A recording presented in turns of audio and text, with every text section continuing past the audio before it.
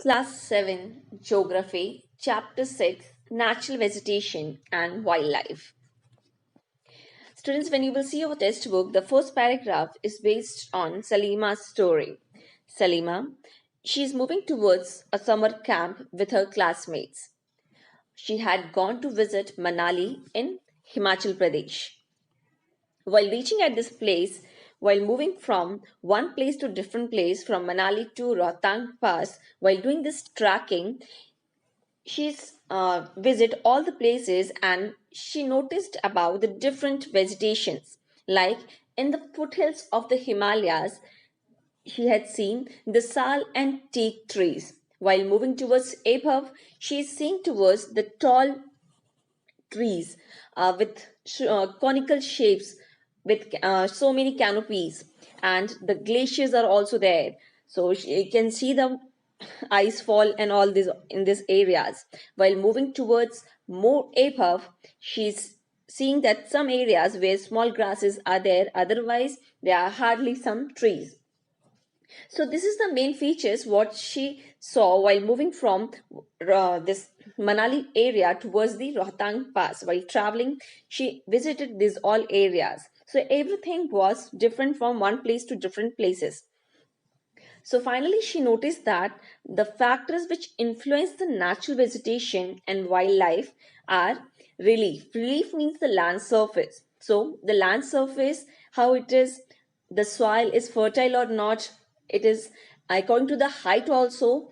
The vegetations differ, and the climate, that is the main important factor of affecting the vegetation.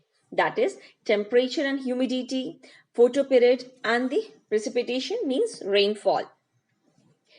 When we are categorizing this all natural vegetation, we can classify in three broad categories. One, that is forest. Next, we have grassland, and third, we have desertic scrubs.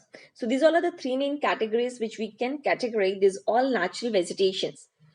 So these all natural vegetations mainly depend on according to the land surface, which we had discussed right now, that it is a mountain area. So near the foothills of the Himalaya, the forests are different. According to the height, the forests change, and at the above height, you will not get any vegetation.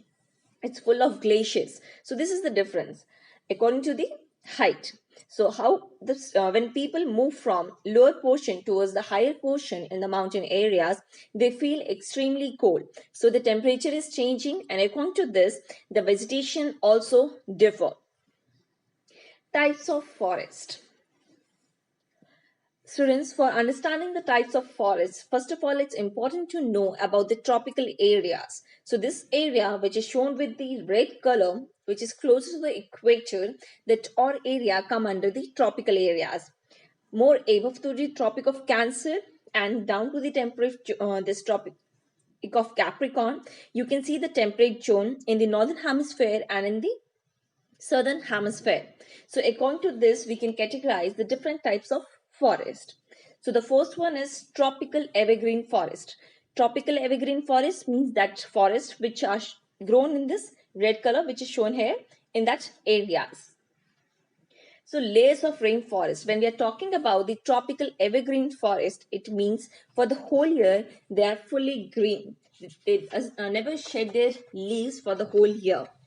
This tropical rainforest having in thick forest, and in this area you can see the layers of rainforest which were known as canopy. It means that there's so much thickness is there under this forest that does not allow sun to enter under the a layer of the ground surface towards under this forest areas. They are found near the equator, or you can say closer to the tropics, tropical zone. Next, these regions receives heavy rainfall throughout the year.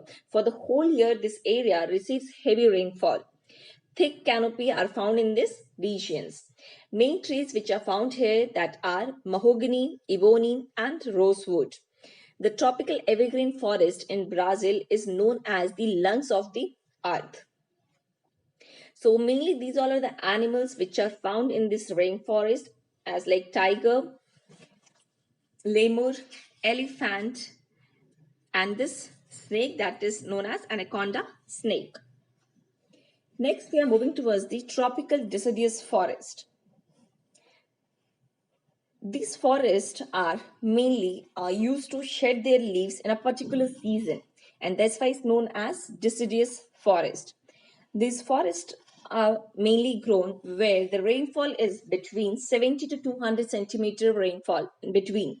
So where they are not getting more than 200 rainfall, but they are getting between 70 to 200. So that area, these type of forests you can see. Under this forest, mainly the hardwood trees found in these forests are sal, teak, neem, and shisha. Some animals as like tiger, lion, elephant, langur, and monkeys are the common animals which are found under the tropical deciduous forest. Temperate evergreen forest.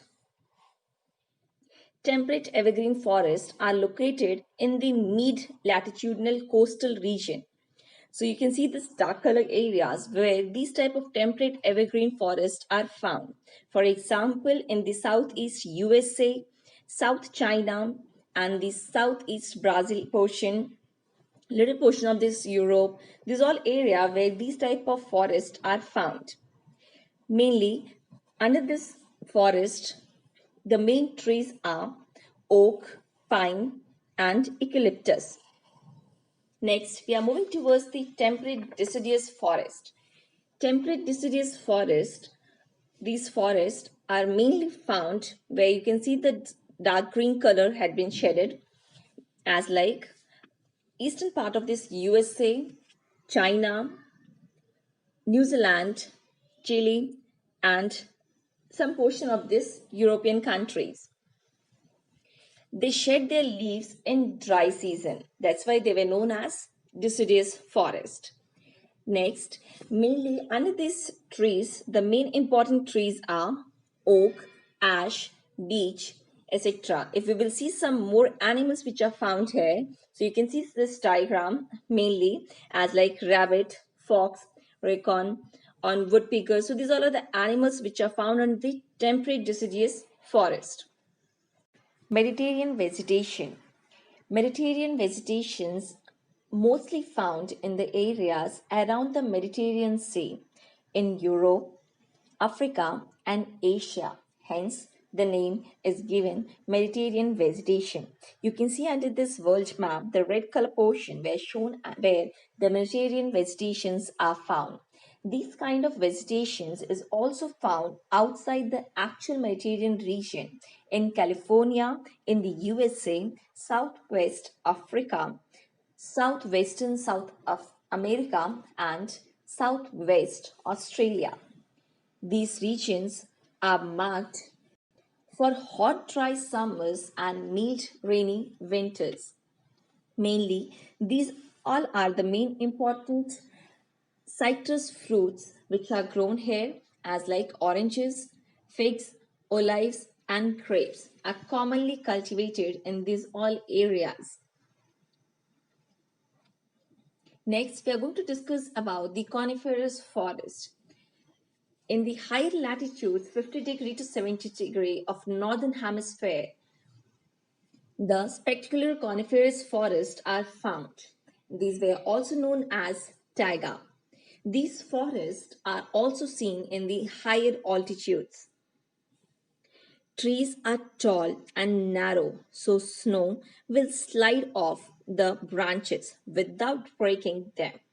So that's why their leaves are like conical in shape, as like needle. The trees grow close together for protection from the wind. They also have thick bark which resists damage from low heat summer fires. Coniferous trees are mainly look like this, which you can see under this diagram. Mainly these coniferous trees grow up instead of out like a deciduous tree and are shaped like a triangular. The leaves are usually long, pointy needles. Some examples are pine, fir, spruce are the examples of this coniferous forest. Mainly the animals are found here as like silver fox, mink, polar bear. These all are the main animals which are found in these areas, in this Arctic tundra. These all are the Arctic tundra animals which are found under the coniferous forest. Grassland are mainly found where they are getting less than 70 centimeter rainfall but more than 20 centimeter rainfall. So that area where grasslands are found. These grasslands are found mainly in almost all the continent except Antarctica. So these all areas of this grassland are totally depend according to the rainfall. So we are going to discuss about the first, that is tropical grassland. Tropical grasslands are located near the equator between the Tropic of Cancer and the Tropic of Capricorn. They cover much of Africa as well as large areas of Australia, South America, and India. Tropical grasslands and grassland terrestrial biomes located in semi-arid and semi-humid climates region of subtropical and tropical latitudes. When we are talking about this tropical grassland, mainly some animals are found here as like elephant, zebra, giraffe, deer, leopards are the common animals which are found in these all areas.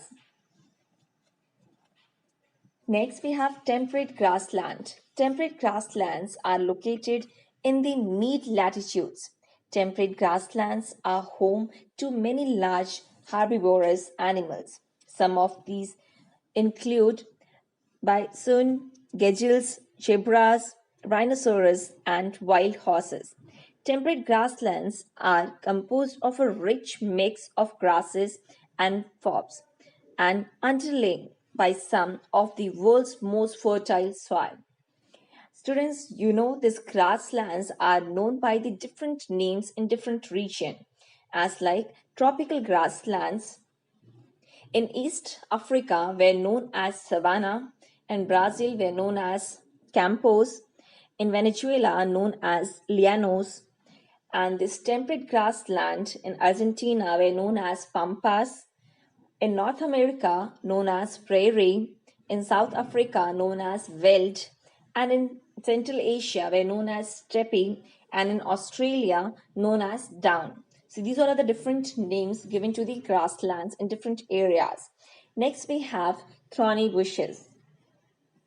These are found in the dry desert like regions where they get very less rainfall. So these tropical deserts are located on the western margins of the continents. The vegetation cover is scarce here because scanty rains are scorching heat. The growth of natural vegetation is very limited here. Next, we are going to discuss about the tundra. The polar region are extremely cold. The growth of natural vegetation is very limited here. So this tundra region are mainly found near the polar regions in the northern and the southern hemisphere. These vegetations is found in the polar areas of Europe, Asia, and North America.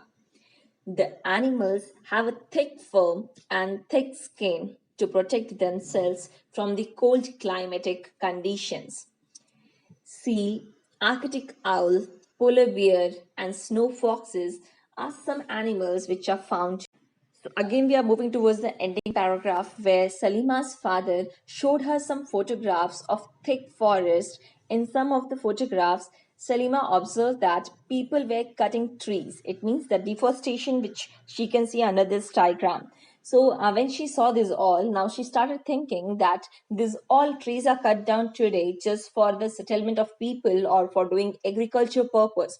But what will happen in future where these all animals will go? Oh, and what will happen in future? How we will get the oxygen? Thank you.